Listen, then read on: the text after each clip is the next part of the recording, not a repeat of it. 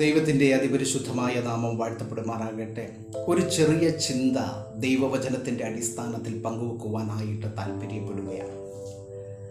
നാം പലപ്പോഴും കേൾക്കുന്നതായ ഒരു കാര്യമാണ്, വിശ്വാസ ജീവിതത്തിൽ നിന്ന് വ്യക്തി ജീവിതങ്ങൾ വീണുപോയി എന്നുള്ളതായ ഒരു പദം.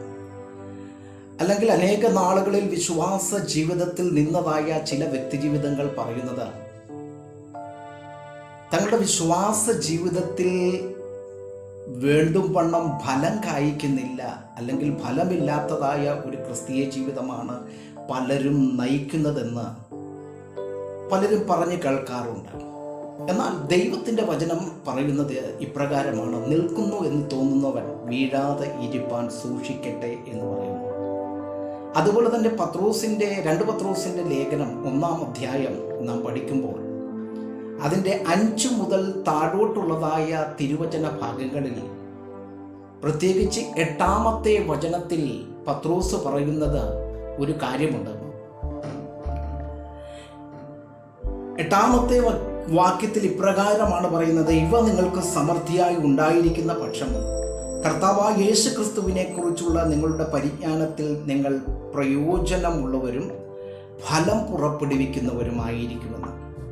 എന്നാൽ അതിനു മുൻപ് പത്രോസ് കുറേ കാര്യങ്ങൾ 5-ാമത്തെ വാക്യം മുതൽ പറയുന്നുണ്ട്.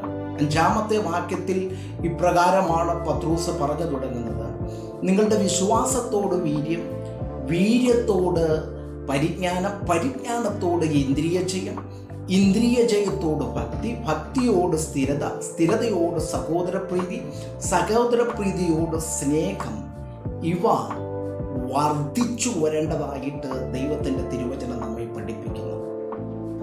അപ്പോൾ നമ്മുടെ വിശ്വാസ ജീവിതത്തിൽ ഈ പറയപ്പെട്ടതായ 8 കൂട്ടം കാര്യങ്ങൾ, അതായത് ഒരു മാലയുടെ മുത്തുപോലെ കണക്റ്റഡ് ആയിരിക്കുന്നതായ ഈ 8 കൂട്ടം കാര്യങ്ങൾ, അതായത് വിശ്വാസം, വിശ്വാസത്തോടുകൂടെ വീര്യം, വീര്യത്തോടുകൂടെ പരിജ്ഞാനം, പരിജ്ഞാനത്തോടുകൂടെ ഇന്ദ്രിയജയം, ഇന്ദ്രിയജയത്തോടുകൂടെ ഭക്തി, ഭക്തിയോട് സഹോദരപ്രീതി, സഹോദരപ്രീതിയോട് സ്ഥിരത, സ്ഥിരതയോട് സ്നേഹം എന്നീ പറയപ്പെടുന്നതായ കാര്യങ്ങൾ ഒരു വ്യക്തിയുടെ ജീവിതത്തിൽ, ഒരു വ്യക്തിയുടെ ആത്മീക ജീവിതത്തിൽ, അവൻ്റെ ദൈനംദിന ജീവിതത്തിൽ അവൻ പ്രാക്ടീസ് ചെയ്ത് ഈ ഗുണങ്ങൾ വർദ്ധിച്ചു വരുന്നു എങ്കിൽ അവർ ദൈവത്തിൻ്റെ പരിജ്ഞാനം സംബന്ധിച്ച് നിഷ്ഫലന്മാരും ഫലമില്ലാത്തവരും ആകത്തില്ല എന്നാണ് ദൈവത്തിൻ്റെ തിരുവചനം നമ്മെ പഠിപ്പിക്കുന്നത്.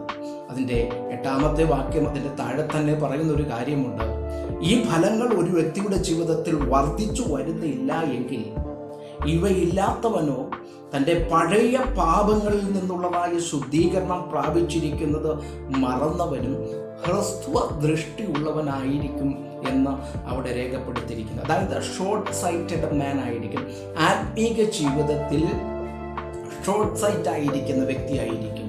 അപ്പോൾ ഒരു വ്യക്തിയെ സംബന്ധിച്ച്, വിശ്വാസ ജീവിതത്തിലേക്ക് വന്ന ഒരു വ്യക്തിയെ സംബന്ധിച്ച്, അവരുടെ ജീവിതത്തിൽ അവർ വിശ്വാസവും, വിശ്വാസത്തോടുകൂടെ വീര്യവും, വീര്യത്തോടുകൂടെ ഇന്ദ്രിയജയവും, ഇന്ദ്രിയജയത്തോടുകൂടെ പരിജ്ഞാനവും, പരിജ്ഞാനത്തോടുകൂടെ ഭക്തിയും, ഭക്തിയോടുകൂടെ സഹോദരപ്രീതിയും, സഹോദരപ്രീതിയോടുകൂടെ സ്ഥിരതയും, സ്ഥിരതയോടുകൂടെ സ്നേഹവും, ഈ 8 കൂട്ടം കാര്യങ്ങളിൽ അവർ വർദ്ധിച്ചു വരേണ്ടത് ആവശ്യമാണ്. അങ്ങനെ വിശ്വാസ ജീവിതത്തിൽ നിലനിൽക്കുന്ന ഒരു വ്യക്തിയുടെ ജീവിതത്തിൽ, അവരുടെ ആത്മീക ജീവിതത്തിൽ അവർ നിഷ്ഫലന്മാർ ആയിരിക്കത്തില്ല എന്നാണ് ദൈവത്തിൻ്റെ തിരുവചനം പഠിപ്പിക്കുന്നത്. അപ്പോൾ ആത്മീക ജീവിതത്തിൽ നിഷ്ഫലന്മാരായാതിരിക്കണമെങ്കിൽ നമ്മൾ ദൈവവചന പ്രകാരം നിലനിൽക്കുകയും ദൈവവചനം പറയപ്പെടുന്നതായ ഈ ദൈവിക സ്വഭാവങ്ങൾ നമ്മുടെ ജീവിതത്തിൽ ഉണ്ടാക്കുകയും ചെയ്താൽ നമ്മുടെ ആത്മീക ജീവിതം ഫലമുള്ളതായിരിക്കും. ഒരിക്കലും നമ്മൾ നിഷ്ഫലന്മാരായിരിക്കത്തില്ല. ദൈവം നമ്മെ ധാരാളം